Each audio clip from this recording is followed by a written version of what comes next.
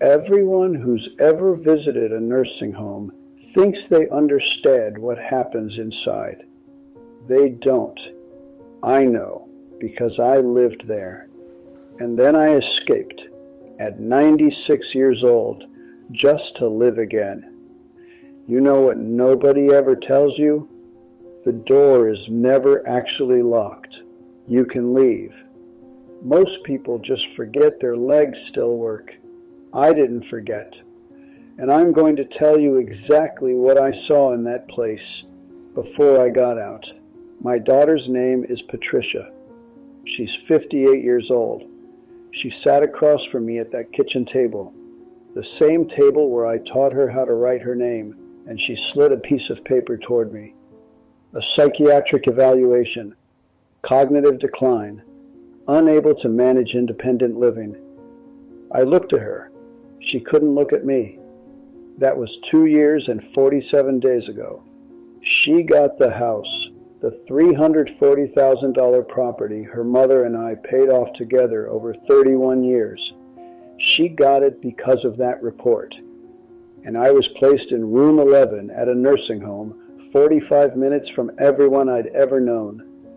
Single bed, a window that faced nothing, a television bolted to the ceiling, like I was already in a hospital, like I was already gone. Before I go on, I want you to understand something. I'm 96 years old. I know what year it is. I remember the helplessness I felt reading that report with eyes that could barely focus. I remember every one of those 381 days, and I could feel myself disappearing the whole time I was in there. Here's what you need to know. You can't just walk out of a place like that on your own terms. There's a sign-out sheet. There's a protocol. Families get called. Doors are monitored. They don't call it locked, but it sure isn't open either. I knew all of this, so I waited for the shift change. 7 a.m., when the night staff was walking out and the morning staff was still getting their coffee. I put on my coat.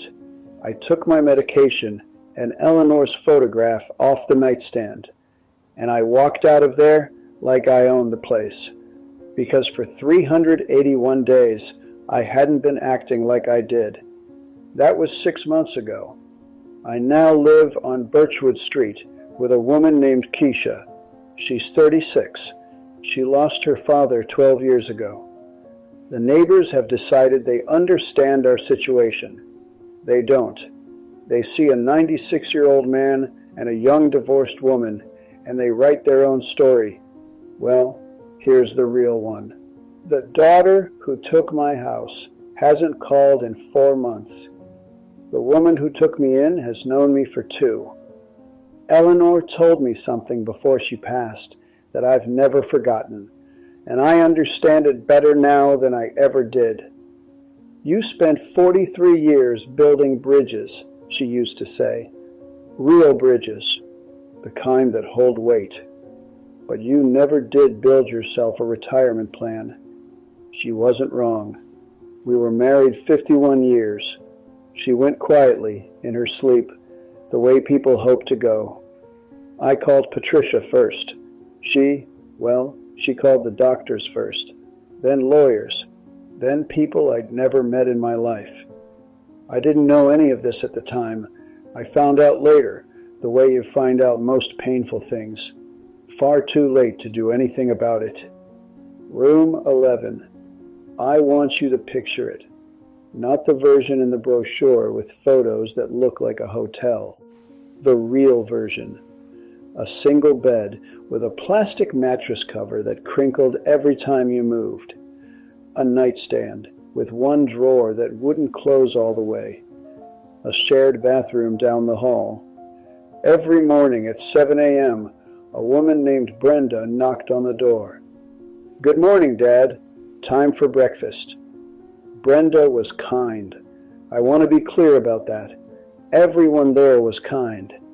And that was almost the worst part, because kindness without recognition is just management. I watched the men around me stop talking, not because they had nothing to say, but because nobody was listening anymore. And one thing surprised me more than I expected. There was a man, Raymond, who used to be a high school football coach, 40 years, state championships. Every afternoon, he'd sit by the window and move his hands like he was drawing plays on a chalkboard that wasn't there. I asked him one day what he was doing. Coaching, he said. Who? He looked at me. Doesn't matter. I still know how. That was the moment I understood what that place actually was. It wasn't a care facility. It was a storage unit for people whose families had run out of room. I started keeping a notebook. Small orange one, fit right in my shirt pocket. Every day I wrote the date, the weather, and one thing I noticed. I'm not a sentimental man. That wasn't the point. I needed proof. Proof that I was still here, still thinking, still present in this world. On day 47, Patricia called. Asked if I needed anything. I told her I needed to go home. The house has been transitioned, she said. I asked what that meant. She said she'd explain later. She never did. On day 48, a man in the common room helped me look up my old address on his tablet. My eyes weren't great. Listed for sale, $389,000. Sold in 11 days. I sat with that for a long time. You know that feeling when bad news hits you all at once. Your whole body just goes cold. Cold sweat. Stomach dropping out from under you. That was exactly it. Because Eleanor and I had paid off that house over 31 years together. Then eventually I calmed down, and what I felt wasn't really anger. It was something quieter. The specific sadness of realizing you misread someone you spent your whole life trying to read. On day 203, Patricia came to visit. She brought carnations. Eleanor hated carnations. I didn't say a word. We sat together for about 20 minutes. She talked about her job, her kids, traffic on the highway. She hugged me at the door, said she'd be back soon. On day 204, she hadn't come back. On day 206, I started watching the shift changes, the way an engineer watches a structure for stress points. 7 a.m. was the gap. 4 minutes, sometimes 5, between the night staff clocking out and the morning staff getting organized. The sign-out sheet sat unattended on the front desk. I wasn't planning anything. That's what I kept telling myself. On day 381, I stopped telling myself that. Before I go on, I want to thank this channel for giving people like us a voice. Don't forget to subscribe. It's free. Like the video and share your thoughts and your stories down in the comments. I found Keisha's listing on a community board at the library. The nursing home had a van that took residents out on Thursdays. Room for rent, quiet street, flexible terms. I called from the library's front phone. She answered on the second ring. How old are you? She asked after I explained my situation. 96. Silence. Are you serious? What's your name? Harold. Harold. She said it like she was testing the weight of it. I have a 6-year-old, she said. The house isn't always quiet. I built bridges for 43 years, I told her.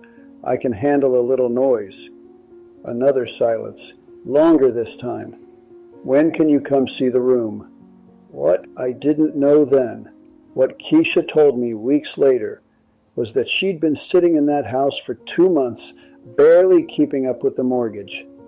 She and her husband had split 5 months before we ever spoke. He'd cleaned out the joint account 3 days after she filed the papers. She had $340 in checking and a son named Jaden, 6 years old, who thought his dad was away on some long work trip overseas. She needed $800 a month. My pension covered it. and then some, but neither of us expected what came after. That first morning, I came downstairs and Keisha was standing at the kitchen counter, eating cereal over the sink, staring at nothing. The way people stare when they're doing math they can't solve. I asked if she wanted some coffee. She looked at me like she'd never heard the word before. "You drink coffee?" "I've been drinking coffee since 1958, I said. "Sit down." She sat. We had coffee. She was a little guarded at first, which was fair. A strange old man in her house. She didn't talk much. Neither did I. But she stopped staring at nothing, and that became our morning.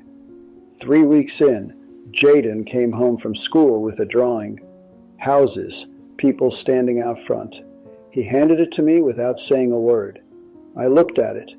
A stick figure with white hair, standing next to a small one.